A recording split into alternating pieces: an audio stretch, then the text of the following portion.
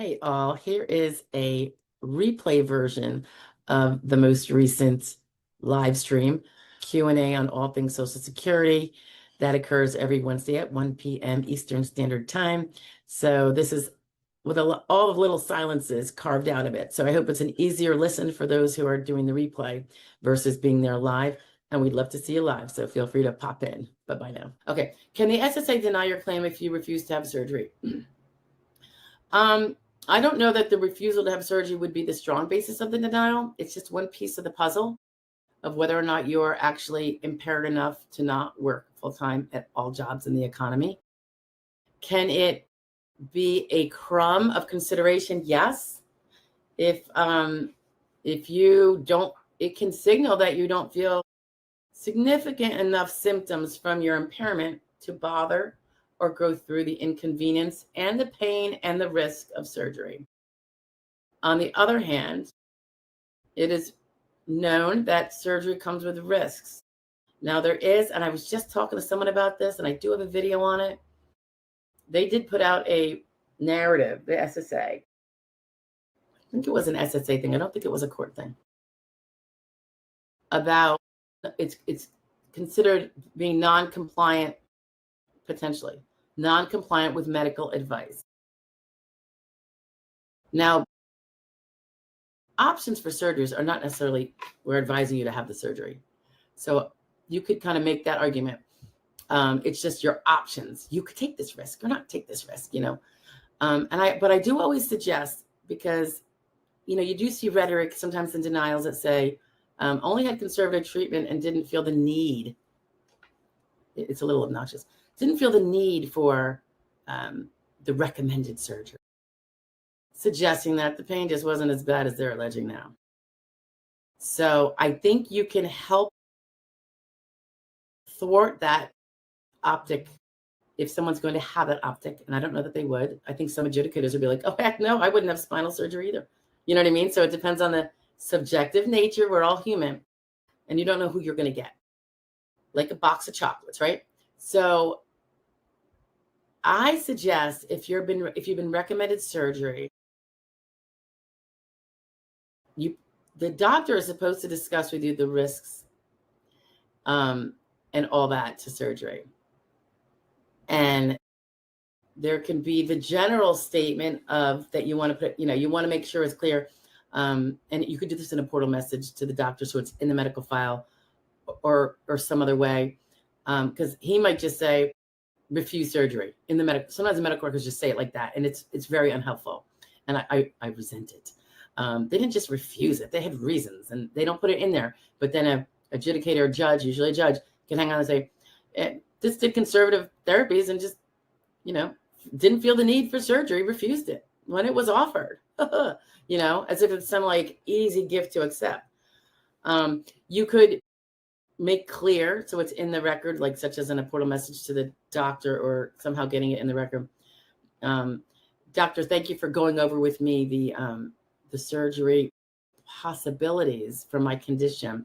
I really appreciated you sharing the severe or serious risks involved, both in terms of the propensity for it to not always do what we intended to do and maybe not better after the surgery, as well as the risk of the surgery itself, both the fact that it can be fatal or the fact that it can cause other impairments, as well as the risk of blood.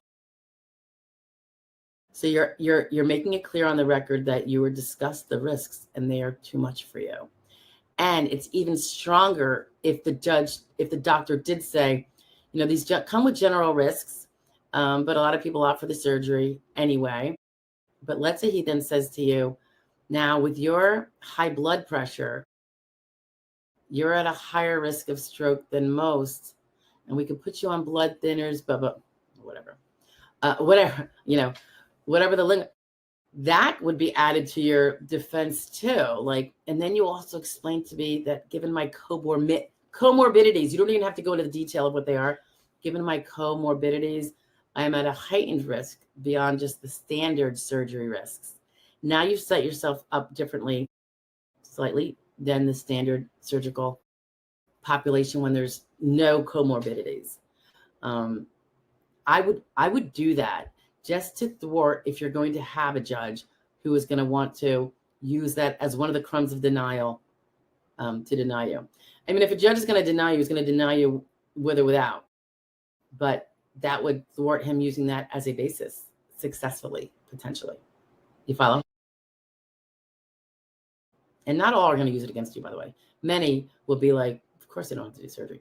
And the SSA says no one, I mean, first of all, they never make you do surgery, and your case never truly hinges on it. But you're going to,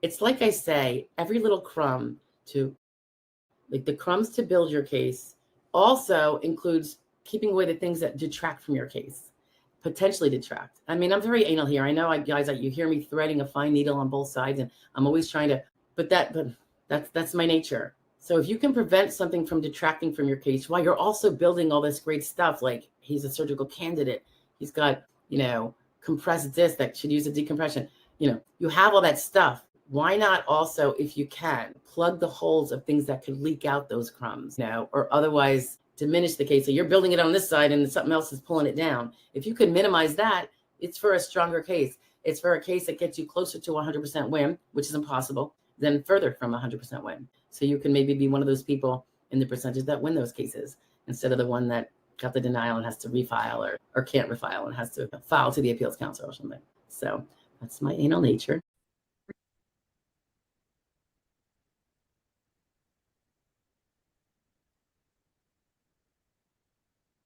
Good afternoon, day before Thanksgiving.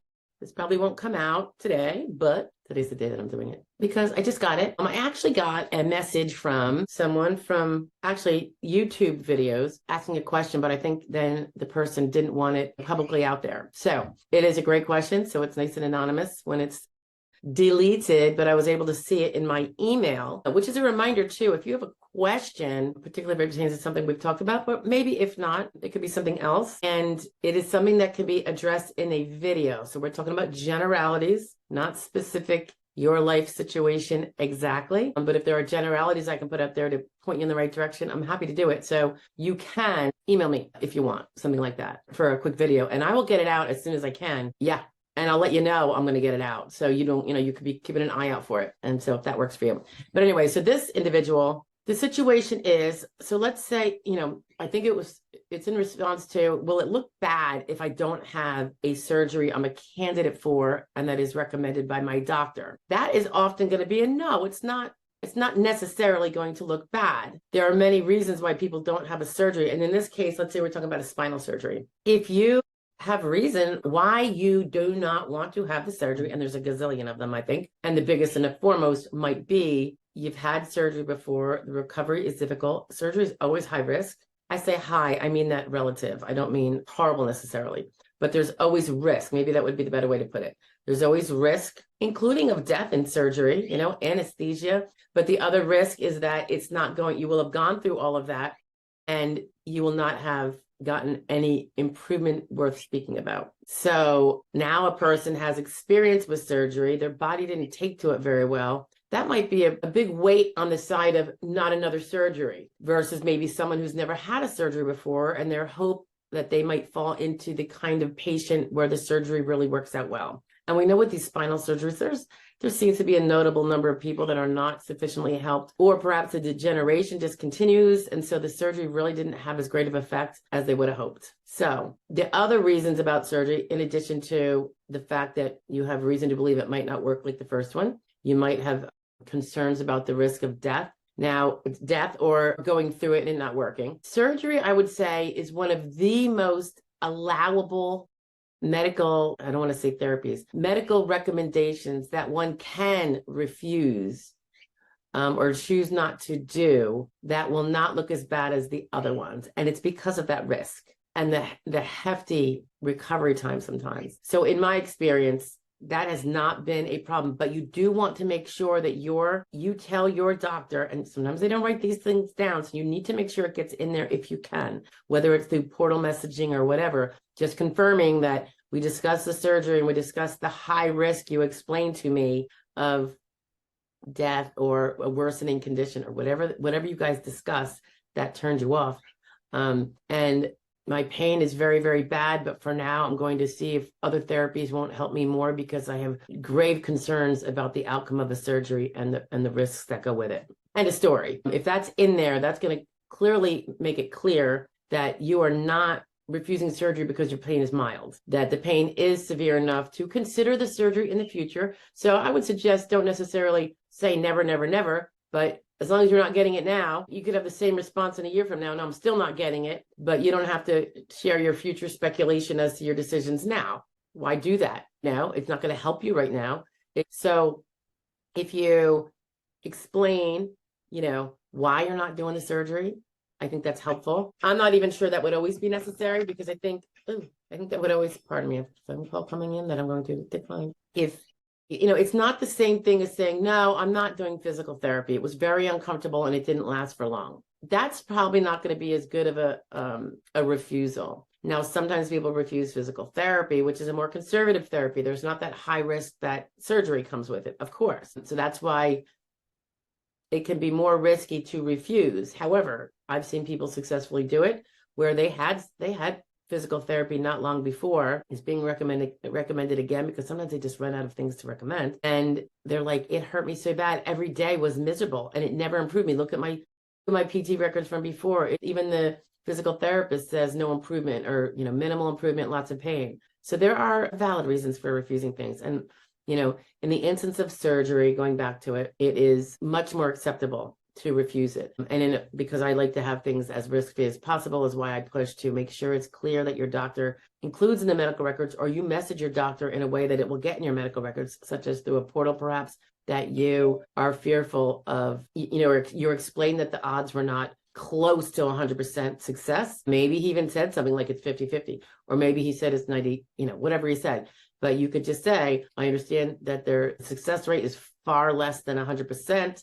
I've already had a surgery and it did not go well. And that's why I don't want to have another surgery. If I can help it, I will relook at this, months down the road. For now, can we look at other conservative therapies?